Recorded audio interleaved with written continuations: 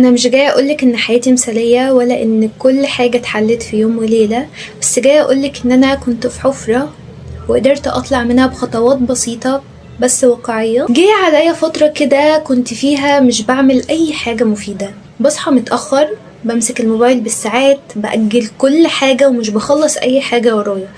ده لان قبلها بفتره انا كنت ضاغطه نفسي في حاجات كتير ومش بريح نفسي، كاني كنت في سباق. طب يا بنتي خطوه خطوه، لا. طب هدي السرعة شوية، برضو لا.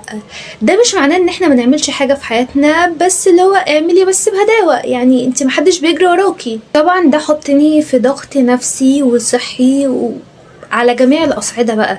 لو الأسوأ ان احساسي بنفسي كان صفر، جالي فترة ركود كده، اللي هو مش عاوزة اعمل حاجة، انا عاوزة اقعد كده اتأمل في اللاشيء. راكم بقى عليا حاجات، لا برضو مش هعملها. حتى الحاجات اللي انا كنت بحبها بقت تقيلة عليا. كانت فترة عزال اجبارية الى نوع ما. انا بقى في الفترة دي حبيت امشي ورا احساسي ده للاخر. كنتش بعمل حاجات كتير بتتراكم عليا، بس بصراحة كنت محتاجة قوي فترة الركود دي، لاني اتعلمت فيها حاجات كتير. كمان الفترة دي طولت قوي، ما كانش بايدي حاجة حرفيا اعملها اجي اقول خلاص يلا ما كملش 5 دقايق ازهق واقعد تاني. طب ايه الحل؟ هتجنن، مش عارفة اطلع. اتفقنا هنقعد فترة، والفترة دي اتطولت، لا وللأسوأ كمان مش عارفة اطلع منها. لحد ما جه يوم قلت انا مش هسمع لصوتي اللي جوايا، اللي عمال يأجل في كل حاجة ويحط لي اعذار بقى. انا اتبعت سياسة الامر الواقع. اصل لو قعدت استنى من هنا للصبح هبدأ امتى؟ مش هنخلص، الوقت بيتسرق مني. وورطت نفسي، اللي هو بصي مش هديلك فرصة ان انتي تفكري. كنت ماشية في كورس ووقفته فترة، رجعت حجزته تاني. كان نفسي اتمرن سباحة من بدري، خلاص خدت الستيب ان انا احجزه. كان ورايا مواد متراكمة عليا، خلاص دبست نفسي مع صاحبتي ان احنا خلاص هننزل نذاكر. فهنا ما تدوش نفسكم فرصة ان انتوا تفكروا، ورطوا نفسكم على طول. الحلول بقى اللي فرقت معايا فعلا، اول قرار انا خدته ان انا اظبط نومي. بدأت اقول لنفسي انا هقعد على السرير الساعة 10-11، طبعا عشان ورايا حاجات كتير على ما بخلصها. قلت خلاص هقعد في الوقت ده حتى لو انا مش هنام. فبقيت انام. بعدها بكام يوم جسمي بدأ يتعود ان انا اصحى بدري لوحدي. وكمان عايزه اقول لكم نصيحه مهمه، ابعدوا التليفون تماما وانتوا نايمين. طبعا ده ليه اضرار كتيره جدا كلنا عارفينها. في حاجه بجد فرقت معايا، هو روتين صباحي بسيط من غير مثاليه. طبعا كلنا بنقع في فخ المثاليه، لو هنصحى نطلع نجري حاجات كتير قوي، وفي الاخر ده بيعجزنا ان احنا نصحى بدري اصلا. ابسط حاجه تصحوا تغسلوا وشكم، تشربوا كوبايه ميه، تقعدوا 10 دقايق كده تكتبوا اهم 3 حاجات انتوا عاوزين تعملوها النهارده. تفتحوا الشباك، تسمعوا صوت الشارع شويه. ده ابسط حاجه. نفسك 15 دقيقه قبل ما تفتحي الموبايل، اللي هو بصي تأملي في اللاشيء. وتالت برضو حاجه فرقت معايا جدا، التودو ليست.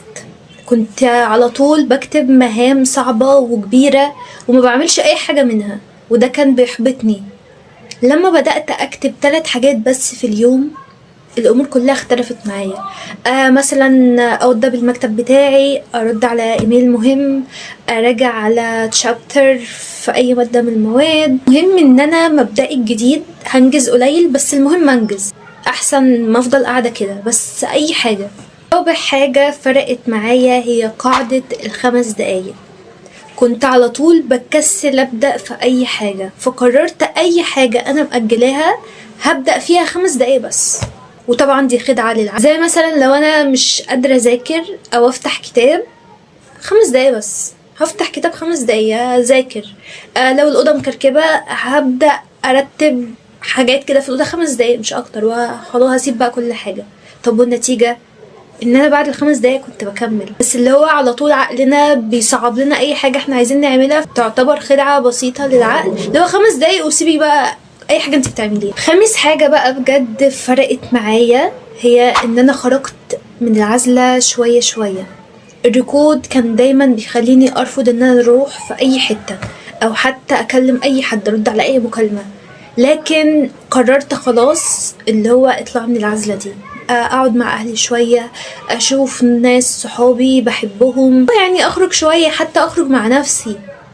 وكل مرة كنت برجع فيها كنت بحس ان انا احسن، ان انا ليا نفسي ان انا انجز حاجات، اعمل حاجات. بجد يا جماعة ما تسيبوش نفسكم لوحدكم، الا بقى لو انتوا محتاجين تفكروا وتراجعوا نفسكم في الحالة دي عزلة مفيدة.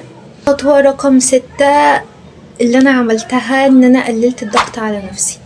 بطلت اقسي على نفسي لما اتاخر او اكسل. خليكي حنينه مع نفسك، عادي، مش نهايه العالم. حبيتي تقعدي مع نفسك شويه، ما انجزتيش حاجه، كنت عايزه تعملي حاجه وقعدتي، مفيش اي مشكله. واخر حاجة، الحياة مش هتمشي مظبوطة كل يوم، بس هي هتمشي. في ايام رجعت اتعب، اتكاسل، اتوه. المرة دي كان عندي ادوات ان انا ارجع بيها.